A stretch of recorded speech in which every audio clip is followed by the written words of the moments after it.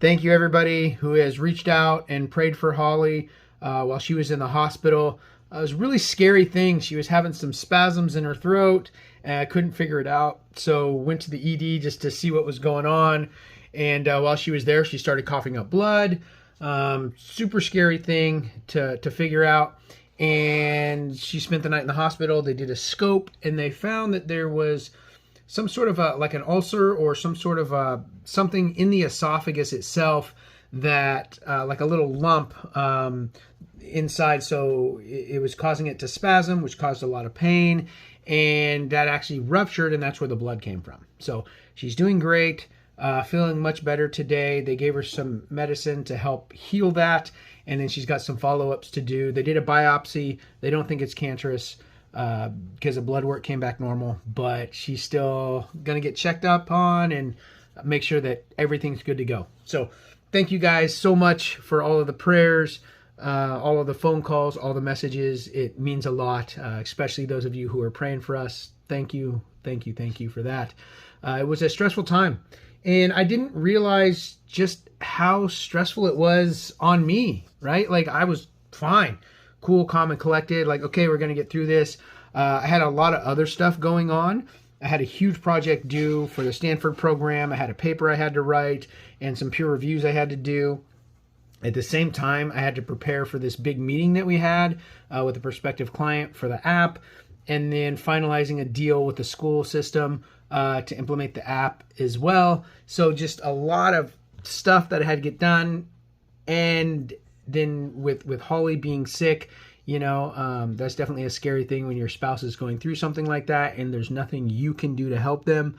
And so I don't want to say I shut down, but I very much compartmentalized everything that was happening. And I don't know if that was the healthiest thing to do, but that's just what my brain did. And I could tell I was dealing with stress, not inwardly, I didn't feel the stress, but outwardly, I was having this incredibly bad headache that was just aching, and I could not get rid of it. And I knew it was a stress headache. I knew there was nothing I could do about it except just get through it. Advil, water, none of that stuff helps. But you know what did help is I got a visit from a friend of mine. And he showed up with a cup of coffee, a flat white, and a sandwich. And I didn't realize how much I needed that. So Zach, thank you so much for just showing up, listening to what God put on your heart. It made an incredibly big difference for me dealing with that time. So thank you, Zach. I really appreciate it. So I want to unpack that a little bit, that experience with Zach, because I think it's important to share with you guys. I still struggle with mental health. And for me, when something stressful like that is going on, I can get through it. I know how to just focus and get the work done that I needed to do. I stayed at the hospital as long as I could until they kicked me out, went home, slept for a few hours, came back in the morning with my van, and I'm doing work in the van. I would take the dogs out, and then I'd go see Holly. And so like every hour of doing work, I would go and then I'd let the dogs out. We'd run around for a little bit, and then I'd go spend 30, 45 minutes with Holly, go back in the van, and that was my whole day. And I didn't realize how much I needed human connection. And so my friend Zach, he showed up with a cup of coffee and a sandwich and was like, "Hey man, I'm here. Like, what do you need?" And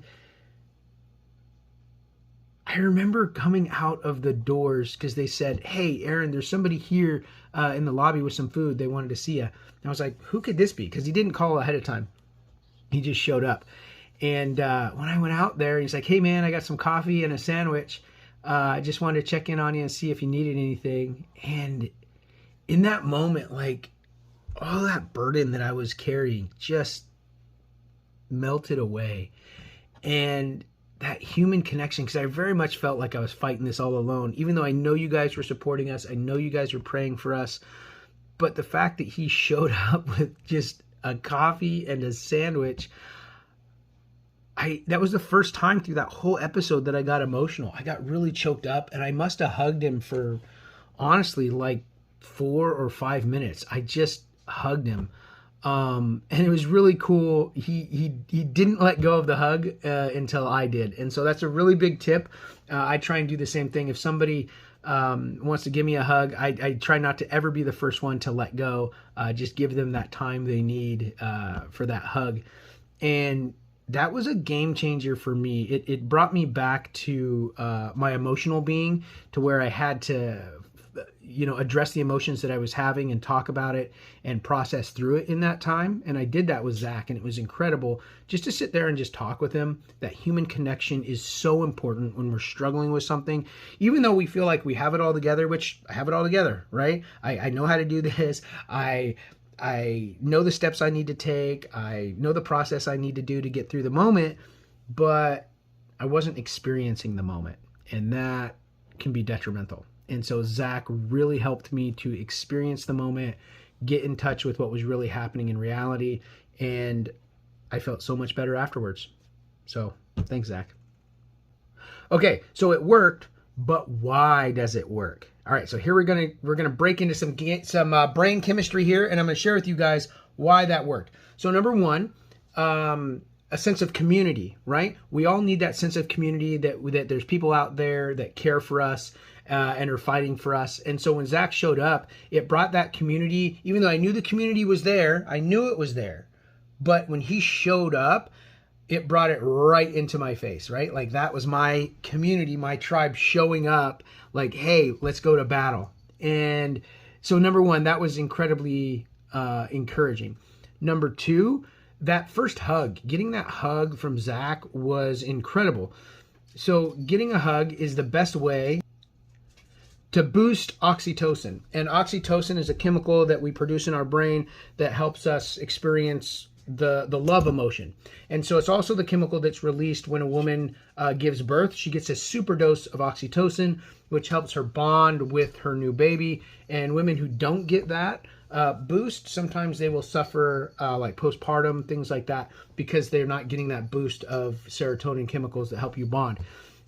It's that bonding chemical. And so a hug is a great way to boost that oxytocin in our brain. It's the number one way to do that.